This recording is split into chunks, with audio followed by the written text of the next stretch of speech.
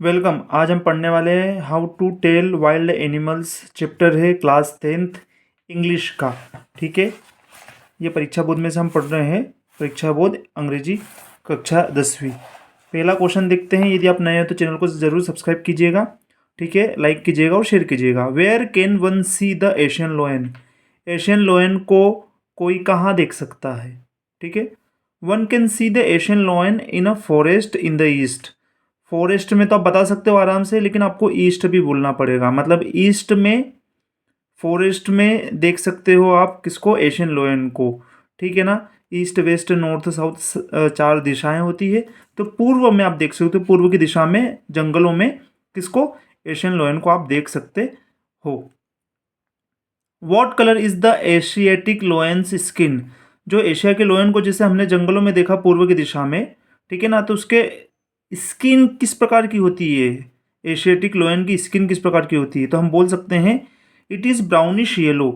Brown colour का थोड़ा रहता है और थोड़ा येलो कलर का देखा होगा आपने एशियन लोयन को, इस प्रकार से। ठीक है। From which poem is the extract taken? Extract का मतलब मैंने पिछले वीडियोस में भी बताया गया, आप देख सकते हो। एक्सट्रैक्ट का मतलब क्या होता है कि जैसे ये लाइनें हैं, ये लाइनें किस चैप्टर से ली गई है, तो इन लाइनों को, इस पैराग्राफ को हम बोलेंगे एक्सट्रैक्ट। क्या बोलेंगे? एक्सट्रैक्ट। ये आपके क्वेश्चंस आते हैं और आपको एक्सट्रैक्ट दिया रहता है, मतलब 4 लाइनें दी रहती है। आपको बताना पड़ता है कि ये जो लाइनें लिखी गई है किस चैप्टर से लिखी गई है, मतलब ये जो लाइनें हैं किस चैप्टर के एक्सट्रैक्ट से किया गया है। ठीक है, तो आपको नाम बताना रहता है direct. From which poem is the extract taken? हम यही वाला चैप्टर पढ़ रहे हैं तो लाइनें भी यहीं से ली गई होगी। तो इसका आंसर होगा the extract is from the poem how to recognise wild animal, या how to tell wild animals. ठीक है, नेक्स्ट क्वेश्चन देखते हैं। 3 क्वेश्चन पढ़ लिए हमने। फोर्थ वाला देखते हैं। यदि आप नए हो तो वापस मैं आपको बोल रहा हूँ कि चैनल से जुड़िए, सब्सक्राइब कीजिए, लाइक कीजिए और शेयर कीजिए वीडियो को 10th क्लास के स्टूडेंट के साथ में, जिससे उन्हें भी फायदा मिलेगा। Who is the poet of this poem? इस पोएम का पोएट कौन है? तो Carolyn Wells. How to tell wild animals के पोएट का नाम क्या है? Carolyn Wells. How is the Bengal tiger different from an Asian lion? अब एक और टाइगर की बात हो गई है, लॉयन। ये टाइगर है, यहाँ पर लॉयन है। तो एशियन लॉयन बंगाल टाइगर से कैसे डिफरेंट है, इसके बारे में बताना हमको। ठीक है ना। The Bengal tiger has black stripes. Bengal tiger जो है ना, कलर तो है उसका बैकग्राउंड में, जैसे एक शेर है तो ब्लैक स्ट्राइप्स है। ये जो लाइनें हैं ना, इसको बोलते हैं स्ट्राइप्स, धारियाँ ब्लैक कलर की उस पर दिखेगी। The Bengal tiger has black stripe, जैसे हमने चिड़ियाघरों में देखा हुआ है, जिसको हम बाघ बोलते हैं ना, उसके बारे में शायद ये बात हो रही है। तो ब्लैक स्ट्राइप्स मतलब वहाँ पे काली काली धारियाँ दिखेगी आपको शेर के ऊपर। ठीक है ना। Bengal tiger has black stripes on its yellow skin. Yellow skin background में रहती है और उसके ऊपर क्या? ब्लैक ब्लैक धारियाँ रहती है। ये बात करी हमने बंगाल टाइगर की। While the skin of the Asiatic लोयन is tawny. Tawny मतलब हमने ब्राउनिश पढ़ा था ना। टाउनी का मतलब होता है येलोइश ब्राउन या ऑरेंज ब्राउन कलर का कुछ भी, है ना। तो ये एशियन लोयन किस प्रकार का होता है? टाउनी कलर का होता है, मतलब येलोइश रहता है और थोड़ा ब्राउन रहता है। हमने इसके पहले वाले आंसर में पढ़ा हुआ है। और बंगाल टाइगर की बात करें तो येलो स्किन पर ब्लैक ब्लैक धारियाँ होती है। ठीक है, next. What is the noble wild beast? Noble मतलब, नोबल आपने देखा होगा, नोबल का मतलब तो सबसे ऊंचा। ऊंचे का मतलब स्थान में, उसकी ताकत में, उसके तजुर्बे में, उसकी हिम्मत में। नोबल का मतलब यहाँ पर वो है। What is the noble wild beast? Beast का मतलब होता है लार्ज एनिमल। तो लार्ज एनिमल किसको बोलते हैं? The noble wild beast is the Bengal lion. Bengal lion की यदि बात करेंगे तो वो बहुत ही ताकतवर हो सकता है, बहुत ही मजबूत हो सकता है, इसलिए बोला गया है नोबल वाइल्ड बीस्ट। बीस्ट का मतलब यहाँ पर होता है लॉन्ग एनिमल, लार्ज एनिमल। ठीक है ना, इस चीज़ को ध्यान रखना। नोबल वाइल्ड बीस्ट कौन है? बंगाल लॉयन। हमने 3 टाइगर की बात करी, एक बंगाल टाइगर की, एक एशियन लोयन की, अब तीसरा वाला आया बंगाल का लोयन। बंगाल का टाइगर, बंगाल का लोयन और एशियन लोयन, 3 लोयन की बात करी। आपको लिखते समय ध्यान रखना है कि आप किसका आंसर किस में लिख रहे हो। ठीक है, नेक्स्ट।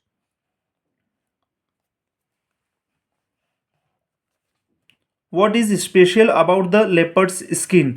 लेपर्ड की स्किन के बारे में बताइए कि उसकी स्पेशलिटी क्या है। The leopards skin has black spot on it. जो लेपर्ड की जो स्किन होती है जिसपे ब्लैक स्पॉट रहते हैं, ब्लैक स्पॉट का मतलब इस प्रकार से स्पॉट रहेंगे, धारियाँ नहीं रहेगी, धारियाँ रहेगी तो बंगाल टाइगर बोलोगे आप, और स्पॉट रहेंगे तो लेपर्ड की स्किन पर आपको दिखते हैं। अब इन सभी नामों को एक बार सर्च कर लेना गूगल पर, आपको समझ में आ जाएगा।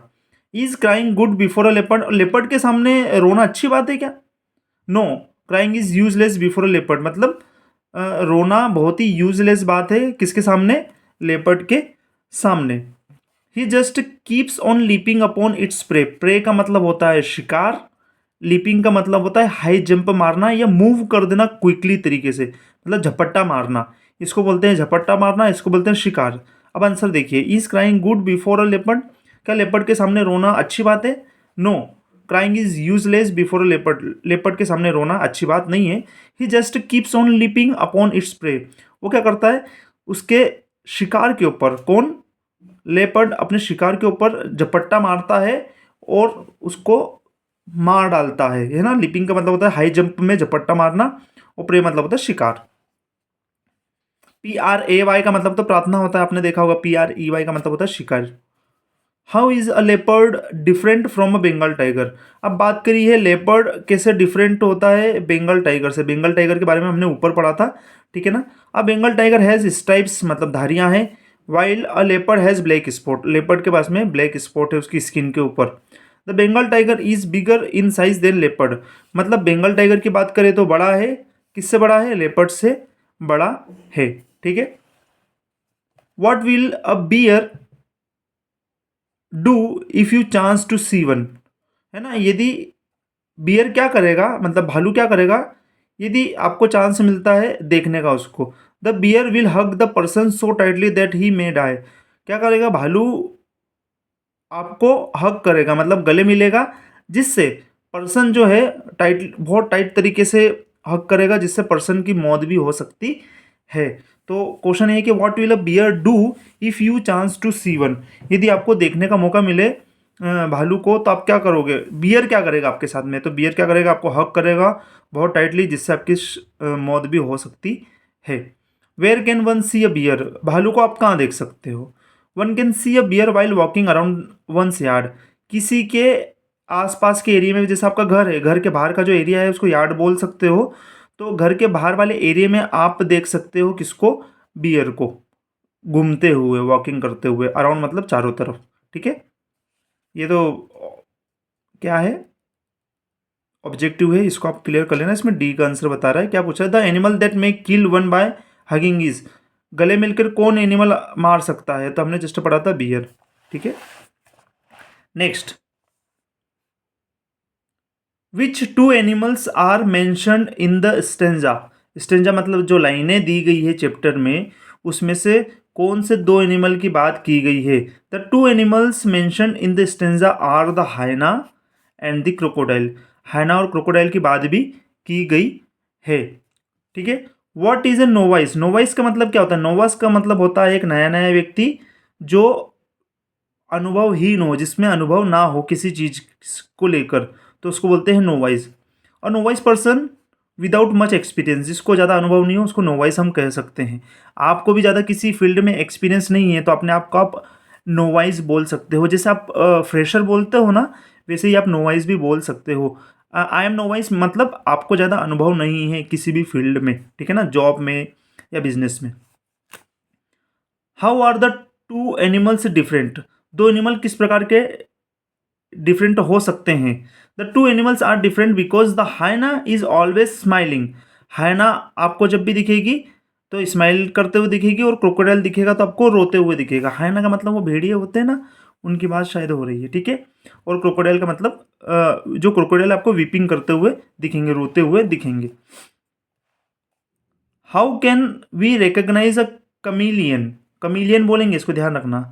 How can we recognise a chameleon, we can recognise him easily because it has no ears, एक ऐसा जानवर है जिसके कोई कान नहीं है, न पंख है, it look like a lizard, और ये चिपकली जैसा दिखता है ना। तो इसको हम गिरगिट बोलते हैं, कमीलियन को, इस चीज़ को ध्यान रखना, जिसके न कान है न विंग्स है, तो आराम से उसको पहचान सकते हैं। और हाँ, ये रंग भी बदलता है। Is the chameleon as dangerous as the other animal in the poem, जो इस एनिमल में बड़े बड़े लोयंस की बात की गई है, एशियन लोयन हो गया, बंगाल टाइगर हो गया, बंगाल लोयन हो गया, इनकी बात की गई है, उनके मुकाबले में क्या कमीलियन डेंजरस है? तो उनके मुकाबले में कमीलियन डेंजरस नहीं है। No, it is harmless compare to the other animals. ये हार्म तो करता है लेकिन कम करता है, किसके कंपैरिजन में? दूसरे एनिमल्स के कंपैरिजन में। जैसे लोयन ज़्यादा हार्म करेगा, हायना ज़्यादा हार्म करेगा, वो क्रोकोडाइल ज़्यादा हार्म करेगा, किसके कंपैरिजन में? कमीलियन के कंपैरिजन में। Next, where can one see a chameleon? Chameleon को कहाँ देखा जा सकता है? It can be seen on the tree. Tree पर कमीलियन को देखा जा सकता है, इस चीज़ को ध्यान रखना आप थोड़े शॉर्ट आंसर टाइप क्वेश्चंस में देखिए आप। What distinctive feature of the Asian लोयन does the poem describe? किस प्रकार के फीचर्स है एशियन लोयन के पोएम बताती है? पोएम क्या बताती है? Asiatic लोयन is a large. Asiatic लोयन क्या है? लार्ज है। बीस्ट मतलब वही मतलब होता है खूंखार, खतरनाक और बहुत ज़्यादा ही लार्ज, ठीक है ना।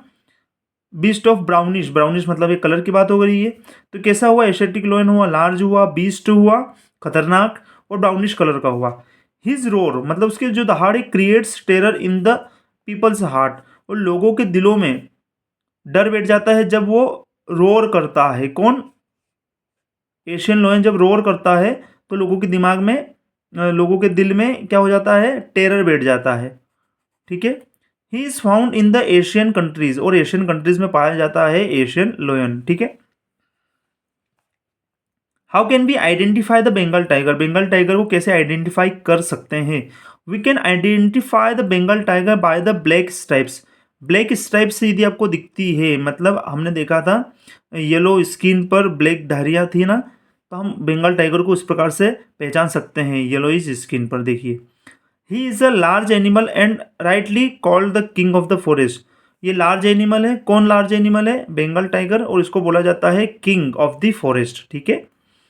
His fangs and clause exhibit his power and creates terror. Fangs का मतलब होता है शार्प टूथ, दांत होते हैं ना, उसको फैंग्स बोलते हैं। लोयन की बात हो रही है इसलिए दांत बोलते हैं इसको, शार्प वाले।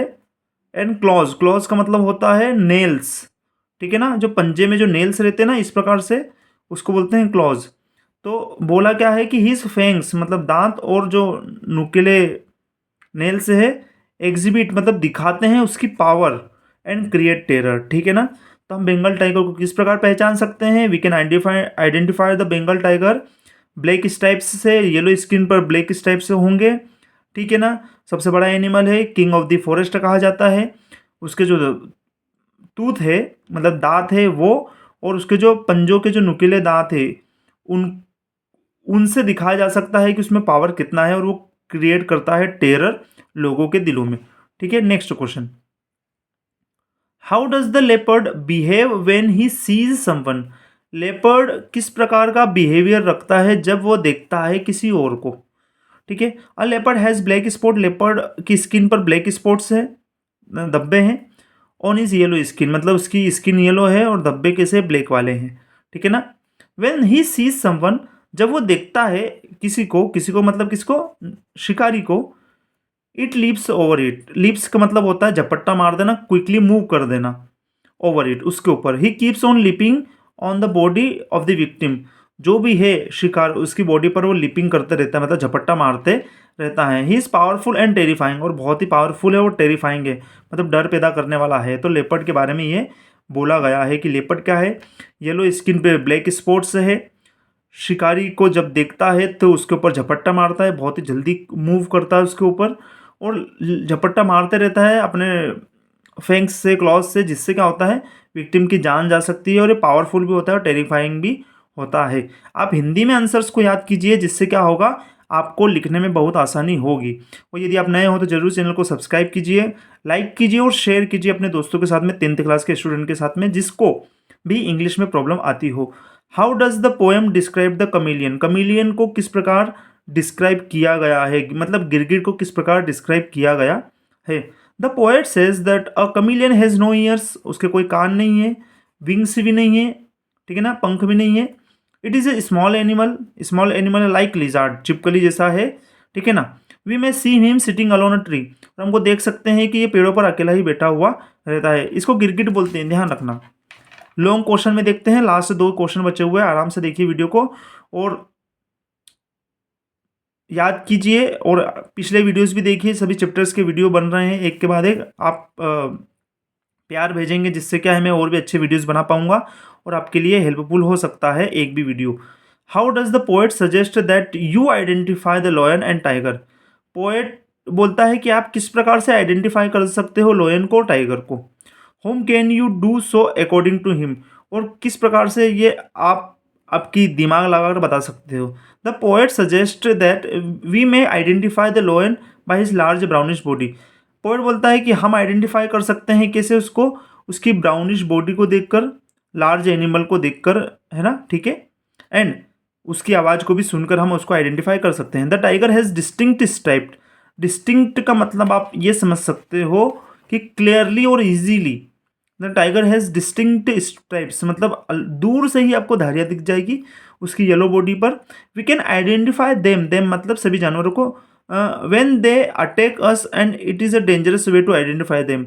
और जब वो अटैक करे तब भी हम पहचान सकते हैं, उनके साउंड से भी पहचान सकते हैं, उनकी धारियों को भी देखकर पहचान सकते हैं, उनकी बॉडी को देख के भी पहचान सकते हैं, कलर को देख के भी पहचान सकते हैं और डायरेक्ट उनको ही देख के पहचान सकते हैं। तो इतने तरीक़ों से हम पहचान सकते हैं किसी भी जानवर को, ठीक है। नेक्स्ट क्वेश्चन और last I think, yes, the ball poem chapter आ गया है, उसके पहले के 2 लास्ट क्वेश्चन है, देख लेते हैं। What is difference between the hyena and crocodile? Hyena और क्रोकोडाइल के बीच में क्या डिफरेंस है आपको ये बताना है, ठीक है ना। वीडियो हाँ सही तरीके से दिख रहा है। What is the difference between the hyena and the crocodile? We know that the crocodile lives in और अराउंड वाटर। हमको पता है कि क्रोकोडाइल जो है मतलब मगरमच्छ है, रहता है अंदर या पानी के आसपास, ठीक है ना। और hyena lives in the forest, और हाइना क्या रहती है, फॉरेस्ट में रहती है। But the poet tells us that their main difference, अब पोएट क्या बताता है, मेन डिफरेंस बता रहा है। It is that a hyena attacks his prey. Hyena attack करती है उसके शिकार के ऊपर स्माइल के साथ में, लेकिन क्रोकोडाइल शेड्स टीयर्स, और क्रोकोडाइल क्या करता है, शेड कर देता है अपने टीयर को, मतलब क्या करता है, लूज कर देता है, आंसू बहाता है। As it it's it's prey, मतलब जब वो उसके शिकार को खाता है तो ऐसा लगता है कि आंसू बहा रहा है, मतलब उसको दुख हो रहा है, इस प्रकार का सटायर रहता है। लेकिन ऐसा होता नहीं, क्योंकि वो जैसे ही पानी से बाहर आएगा तो पानी की बूंदें उसके शरीर पर रहती है, जिससे ऐसा लगता है कि हाँ उसकी आंखों में से पानी आ रहा है, ठीक है। तो डिफरेंस बताया था इसमें कि क्रोकोडाइल रहता है पानी में और पानी के आसपास, हाइना रहती है जंगल में। मेन डिफरेंस इसमें ये बताया गया है कि हाइना अटैक करती है उसके शिकार पर स्माइल के साथ में, लेकिन क्रोकोडाइल करता है अपने शेड कर देता है टीयर्स को, मतलब लूज कर देता है अपने टीयर्स को, आंसू बहा देता है जब वो शिकार करता है उसका, शिकारी का, मतलब ये शिकारी है और वो शिकार का शिकार करता है। तो how can a bears hug confuse a novice? भालू की जो गले मिलने की जो टेक्निक है कैसे कंफ्यूज कर देती है एक नए नौसिखिए व्यक्ति को, मतलब जैसे मुझे, आपको, क्योंकि हमने तो देखा नहीं है कि भालू किस प्रकार से गले लगाता है। तो नोवाइस मतलब हम लोग, जिसको हमको पता नहीं है। यदि किसी को पता है भालू के बारे में बहुत सारा, तो उसको हम नोवाइस नहीं बोल सकते, उसको एक्सपीरियंस्ड पर्सन बोल सकते हैं, ठीक है। देखिए, a novice may think of the bear hug as a sign of affection. एक नए नए व्यक्ति को क्या लगता है कि जो भालू है हग कर रहा है एक प्यार के रूप में, अफेक्शन का मतलब होता है ऐसा दिखा रहा है कि प्यार कर रहा है, लेकिन the hug is really the way a bear attacks. और हग करके ही, मतलब गले मिलके ही बियर क्या करता है, अटैक करता है विक्टिम के ऊपर, शिकारी के ऊपर।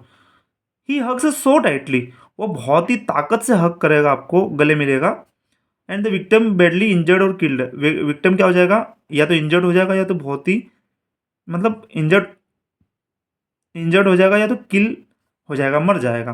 तो आज हमने पढ़ा chapter how to tell wild animals.